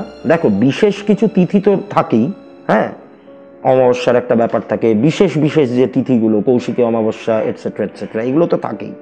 কিন্তু এমনিতে ওই বিশেষ তিথিগুলো তো বছরে কয়েকটা হাতে গোনা দিন, কিন্তু তার বাইরেও কি হবে না? অবশ্যই হবে। এখানে মূলত নক্ষত্রের ভূমিকা আছে, একটা দিনে কোন নক্ষত্র চলছে। এবার নক্ষত্র আমরা নির্ধারণ করব কিভাবে? চন্দ্র যেই নক্ষত্রের ওপর দিয়ে পাস করবে সেটা হচ্ছে সেই নক্ষত্রযুক্ত দিন। ধরো আজকে চন্দ্র, কথার কথা বলছি, পুনর্বসু নক্ষত্রের ওপর দিয়ে পাস করছে, তার মানে আজকে হচ্ছে বৃহস্পতির নক্ষত্র। এইবার এইখানে চন্দ্র যদি রাহু, কেতু, মঙ্গল এই তিনটে প্ল্যানেটের ওপর দিয়ে, মানে এই তিনটে প্ল্যানেটের নক্ষত্রের ওপর দিয়ে যখন পাস করবে, ধরো কেতুর নক্ষত্র অশ্বিনী, মঘা, মূলা, রাহুর নক্ষত্র যেগুলো যেগুলো আছে, এইগুলোর ওপর দিয়ে যখন চন্দ্র পাস করবে, মানে সবাই তো খেয়াল রাখে, মানে যারা এইসব সাধনা করে তারা পঞ্জিকা টঞ্জিকা দেখে খুব খেয়াল রাখে, ওই নক্ষত্রযুক্ত দিনগুলোতে তুমি যেখানে বসেই ক্রিয়া করো না কেন অব্যর্থ কাজে লেগে যাবে। এই যে বর্তমান যে সময়টা রয়েছে, আমি দেখতে পাচ্ছি আমাদের অনেক সাবস্ক্রাইবার আমার সাথে কথাবার্তা বলে এইসব নিয়ে আলোচনা করে, ঠিক আছে? এইসব জিনিসের প্রভাবটা খুব বেশি বেড়ে যাচ্ছে না, এই প্রেত চালান করা, পিশাচ চালান করা, বা হোয়াট এভার দ্যাট ইজ। পিশাচ চালানের থেকেও প্রেত চালানটা বেশি বেড়েছে। কেন এটা? মানে অ্যাকচুয়ালি ব্যাপারটা হচ্ছে, দেখো, মানে সাধনা তো দুরকম হয়, একটা দশমহাবিদ্যা বা কোনো দৈব সাধনা যেগুলো, হ্যাঁ, মানে যেগুলো ঐশ্বরিক ক্ষমতার উপর নির্ভর করে হয়। এবার ঈশ্বর সাধনা প্রচন্ড ডিফিকাল্ট, এটা একদম খাঁটি কথা। মানে একজন মানুষ, মানে একজন সাধকের চুল পর্যন্ত পেকে যেতে পারে, কিন্তু তার সিদ্ধি লাভ হয়তো হবে না। এবং সেই সাধনাগুলো অনেক বেশি ভয়ঙ্কর। আচ্ছা, ভয়ঙ্কর ইন দ্য সেন্স সেখানে কিন্তু নানান রকম পরীক্ষা নিরীক্ষার ব্যাপার আছে, ঠিক আছে? বিশেষ করে দশ মহাবিদ্যার সাধনা বা মহাকালের সাধনা, মহাদেবের সাধনা, তন্ত্রের তো বিভিন্ন গেটওয়ে আছে। তুমি দশ মহাবিদ্যা দিয়ে, মানে যে কোনো নারী শক্তি দিয়ে তুমি সেখানে প্রবেশ করতে পারো, গণপতির মাধ্যমে প্রবেশ করতে পারো, ঠিক আছে? গণেশতন্ত্র হয়, আচ্ছা, মহাদেব মহেশ্বর তার মাধ্যমে প্রবেশ করতে পারো, সূর্যের মাধ্যমে প্রবেশ করতে পারো, বিষ্ণুর মাধ্যমে প্রবেশ করতে পারো। বিষ্ণুর মাধ্যমে? হ্যাঁ, বিষ্ণু, কৃষ্ণতন্ত্র আছে তো, বৈষ্ণবতন্ত্র তো খুব ভাস্ট হিউজ একটা সাবজেক্ট। এটা প্রথমবার শুনছি। তো এরকম 5টা গেটওয়ে আছে। এইবার তুমি যেখান দিয়েই যেতে যাও না কেন, তোমাকে ইন্টেন্স পরীক্ষার মধ্যে দিয়ে যেতে হবে। তুমি মাতৃ সাধনা করছো, সেখানে তোমার নানান রকম ভাবে তোমার পরীক্ষা নেওয়া হবে। ধরো তুমি সাধনায় রত, তুমি সাধনা, তোমার সাধনা চলছে, তুমি হয়তো একটু অফ টাইমে বেরিয়েছো কোথাও, তোমার হয়তো সেদিন মাথাটা খুব একটা ঠিকঠাক নেই, গরম আছে মাথাটা, উত্তেজিত হয়ে আছে কোনো কারণে। হঠাৎ করে দেখলে একজন বৃদ্ধা এসে তোমার কাছে কিছু ভিক্ষা চাইলেন। এবার তুমি যদি তার সঙ্গে মিসবিহেভ করে ফেলো, হতেই পারে যে ওটা মা ওই রূপ ধরে তোমার সামনে এসছেন দেখবার জন্য যে তুমি কিরকম ভাবে তার সাথে বিহেভ করছো। অনেক সময় সাধনা চলছে, যজ্ঞ চলছে, বা কোনো একটা চিতার উপরে বসে কোনো একটা সাধনা হচ্ছে, খাবার চাইতে আসতে পারে, ঠিক আছে? সেটা টাইমটা কিরকম, কোন টাইমে কোন খাবার দিলে ওনারা তুষ্ট হন, সেটা তোমাকে জানতে হবে। মানে এক কথায় দশমহাবিদ্যার আরাধনা বা সাধনা বা দৈব সাধনা খুব টাফ ব্যাপার, টাফ, খুব টাফ, এবং নানান রকম পরীক্ষা নিরীক্ষার মাধ্যমে যেতে হবে। বেতাল তোমার পরীক্ষা নেবে। হ্যাঁ, বেতাল ব্যাপারটা কি? বেতাল হচ্ছে, মানে কি বলবো, এই সাধনার ক্ষেত্রে বলতে পারো বেতাল হচ্ছে একটা ছাঁকনির মতো। আচ্ছা, যে আর কি, মানে একটা ক্লাস থেকে আরেকটা ক্লাসে প্রমোট করবার টাইমে টিচাররা বসে যে ডিসাইড করে যে কাকে প্রমোট করা হবে, কাকে করা হবে না, কে যোগ্য কে অযোগ্য, এই কাজটাই সাধনার ক্ষেত্রে বেতালরা করেন। এবং সেখানে কোনো দয়া মায়া নেই, সেখানে কোনো দয়া মায়া নেই, ঠিক আছে? তা এই ঝামেলাগুলো আজকের দিনে অনেকে নিতে চান না। তারা ভাবে যে এই যে প্রেত পিশাচ, এই যে বিভিন্ন রকমের সাধনা আছে, 21 দিনের সাধনা, 45 দিনের সাধনা, হ্যাঁ, 90 দিনের সাধনা, এরকম নানান রকম আছে। তা এইগুলোতে যদি আমরা প্রবেশ করে যাই, ইনকামটা তো শুরু করতে হবে তাড়াতাড়ি, এইগুলোতে যদি আমরা প্রবেশ করে যাই তাহলে আমরা চট জলদি ব্যাপারটাকে করতে হবে। তার মানে ভেবো না যে জিনিসটা সহজ, অনেকে এটাই পারে না, কারণ বুকের পাটা লাগবে। যখন সাধনায় তুমি বসছো, তোমার আশপাশে যখন ফিসফিস করে কানের পাশে শব্দ শুনতে পাবে, ওটাই অনেকে নিতে পারে না। ঠিক আছে, তাই জিনিসগুলো মানে সহজ নয়। এমনি তোমার এঞ্জেল থেরাপি, রেকি মেডিটেশন, এগুলো করার টাইমেও নানান রকম এন্টিটি আশপাশে চলে আসে। বুঝতে পারছি বিষয়টা। তা অকাল্ট ব্যাপারটাই হচ্ছে একটা, কি বলবো, মানে এই কারণেই এটাকে গুপ্ত বিদ্যা বলে বাংলায়। ধরো এই যে প্রেত চালনা বা প্রেত সাধনার ব্যাপারটা আমি সাইডে রাখছি, এটা বাদ দিয়ে কোনোভাবে কি কারোর বাড়িতে এরকম নেগেটিভ এন্টিটি, কোনো স্পিরিট এসে বাসা বাঁধতে পারে? মানে নর্মালি এসে? হ্যাঁ, মানে র্যান্ডম। ওই যে ওটাই হচ্ছে তোমার স্পিরিট বাইপাসিং, যেটা আমি বললাম। হ্যাঁ, স্পিরিট বাইপাসিং এর কথা বলছি না। স্পিরিট বাইপাসিং এ তো তোমার আগে থেকে একটা কিছু হয়ে রয়েছে, নেগেটিভিটি পাচ্ছে, দ্যাটস ওয়াই এসে বাসা বাঁধছে। ঠিক আছে, লেটস সে ধরো কারোর বাস্তুতে কিছু পরিবর্তন হয়েছে, নতুন কোনো বাস্তুতে সে এসেছে, সেখানে গৃহপ্রবেশ করেই এসছে, এরকম একটা পার্টিকুলার কন্ডিশন। র্যান্ডম কি কোনো প্রেত এসে সেখানে বাসা বাঁধতে পারবে? দেখো, গৃহপ্রবেশ হলেও সেই বাস্তুতে যদি কোনো প্রবলেম থাকে, কিরকম? মানে বেসিক যে নিয়মগুলো বাস্তু, যে ঈশান কোণে কোনো রকম বাথরুম থাকতে পারবে না, ঠাকুর ঘর রাখাটা বাঞ্ছনীয়, এই ব্যাপারগুলো না মেনে যদি হয়, তাহলে সেই বাড়িতে বাস্তু প্রবলেম থাকবে এবং কিছু স্পিরিট সেখানে একটুখানি নেগেটিভিটি ছড়াতে পারে, কিন্তু তবে সেই প্রবলেমগুলো ইন্টেন্স লেভেলে যাবে না অত। ধরো কারোর বাড়িতে এরকম এন্টিটি আছে, কিভাবে বুঝবো যে কারোর বাড়িতে কোনো নেগেটিভ এন্টিটি আছে? দেখো, সাধারণ মানুষরা যদি বুঝতে চায় তাহলে আমি কতগুলো উপায় বলে দিতে পারি। প্রথম উপায় হচ্ছে লবঙ্গ। লবঙ্গ দিয়ে বোঝা যাবে। কিভাবে বোঝা যাবে? একটা ছোট এরকম বাটি নেওয়া হয়, মানে বাটি নিতে হবে, নিয়ে সেই বাটিটা জল দিয়ে ভর্তি করতে হবে।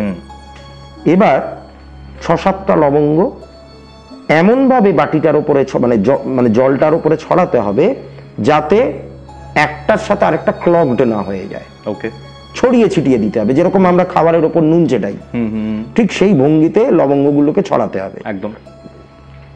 এবার কিছু লবঙ্গ ভেসে থাকবে, কিছু ডুবে যাবে। এবার ওইভাবে ছড়িয়ে দিয়ে যে ছড়ালো সেই মানে সে ওখান থেকে চলে যাবে, সেই ঘরটাতে আর থাকবে না। যদি সেই ঘরে পাখা চলে, পাখা বন্ধ করে দিতে হবে। বেশ কিছুক্ষণ ঘরটাকে বন্ধ রাখো, আলো জ্বালাও কি জ্বালাবে না সেটা কিছু ম্যাটার করে না। এইবার কিছুক্ষণ পর যখন ফেরত আসার পরে যদি দেখা যায়, 5 মিনিট 10 মিনিট পর যদি দেখা যায় যে লবঙ্গগুলো ভাসতে ভাসতে একটার সাথে আরেকটা গিয়ে জুড়ে গেছে, সবকটা, তাহলে বুঝতে হবে সেই বাড়িতে কিছু নেগেটিভিটি রয়েছে। ওকে ওকে ওকে, এটা একটা। 2 নম্বর হচ্ছে একটা ধূপদানিতে 2টো ধূপ রাখতে হবে, 2টো ধূপকাঠি জ্বালিয়ে রাখতে হবে, এবং দুটোকে এমন ভাবে রাখতে হবে যে একটার সাথে আরেকটা জুড়ে নেই, এরকম সেপারেট, মানে 2টো কাঠি দুদিকে মুখ করা। এবার কাঠি মানে জ্বলন্ত ধূপকাঠি থেকে ধোঁয়া উঠবে কুণ্ডলি পাকিয়ে। এবার ধোঁয়াটা উঠছে যখন, তখন তো সেপারেটলি উঠছে, কিন্তু একটা সার্টেন টাইমের পর ধোঁয়া মানে 2টো ধূপকাঠির ধোঁয়া যদি একটার সাথে আরেকটা মার্চ করে যায়, তাহলে সেই বাড়িতে নেগেটিভিটি রয়েছে। আচ্ছা, আরেকটা সব থেকে সহজ উপায় হচ্ছে নুন। বাটি ভর্তি করে নুন বাড়ির কোথাও একটা রেখে দিতে হবে। লক্ষ্য রাখতে হবে নুনটা যদি একদিন বাদ একটু ইয়েলোইশ একটা রং যদি সেই নুনটার মধ্যে দেখা যায় এবং সেই রংটা যদি উত্তরোত্তর বাড়তে থাকে, তাহলে সেই বাড়িতে নেগেটিভিটি রয়েছে। আচ্ছা, আর তুমি যে বারবার বলছিলে ঘটনাটা বলার সময় এখানে কিছু কমন সিমটমস রয়েছে, যেমন ধরো ইলেকট্রনিক জিনিসপত্র মালফাংশন হচ্ছে, তারপর ধরো কারোর পার্টিকুলার যে রুটিন বা সে যেরকমভাবে থাকতো তার আমূল পরিবর্তন হয়ে যাচ্ছে, যেখানে এই বৈশালের বাবা খুব নোংরাভাবে থাকতে স্টার্ট করে। ঠিক আছে, এগুলোর মাধ্যমেও তো জানা যেতে পারে যে কারোর বাড়িতে কোনো স্পিরিট। হ্যাঁ, এইগুলো তো যখন ইন্টেন্স লেভেলে পৌঁছে যায়, এগুলো বেসিক লেভেলে যে কিছু একটা রয়েছে। হ্যাঁ, ওকে দেবদীপদা, মানে আজকে এমন কিছু জিনিসপত্র আমরা আলোচনা করলাম যেগুলো সত্যি কথা বলতে প্র্যাকটিক্যাল লাইফে অনেক বেশি হয়তো কার্যকরী হবে। ঘটনাটাও খুব দুর্দান্ত ছিল। হ্যাঁ, খুব তাড়াতাড়ি তোমার সাথে দেখা হচ্ছে, বাট পরের যে এপিসোডটা হতে চলেছে আমাদের একসাথে, সেখানে বেসিক এমন কিছু থিওরি নিয়ে কথা বলবো যে থিওরিগুলোর ব্যাপারে কেউ হয়তো শোনেও নি, জানেও না। আমরা তখন একটু ডিপ ড্রাইভ করবো। নিশ্চয়ই। থ্যাংক ইউ কৌস্তবের আড্ডাতে আসার জন্য। খুব তাড়াতাড়ি দেবদীপদা তোমার সাথে আবার দেখা হচ্ছে। ওকে, এটাই ছিল আজকের এপিসোড। আজকের এই এপিসোড আপনাদের কেমন লাগলো, দেবদীপদার এই কন্টেন্ট আপনাদের কেমন লাগলো সেটা কমেন্ট করে জানান। কৌস্তবের আড্ডা ইউটিউব চ্যানেলে নতুন হলে সাবস্ক্রাইব করে বেল নোটিফিকেশন অন করে রাখুন। তাহলে চলুন দেখা হচ্ছে পরবর্তী এপিসোডে। কৌস্তবের আড্ডার এরকম আরও 2টি এপিসোড দেখতে আপনার মোবাইল স্ক্রিনে আসা ডান দিকের অথবা বাঁ দিকের বক্সে ক্লিক করুন।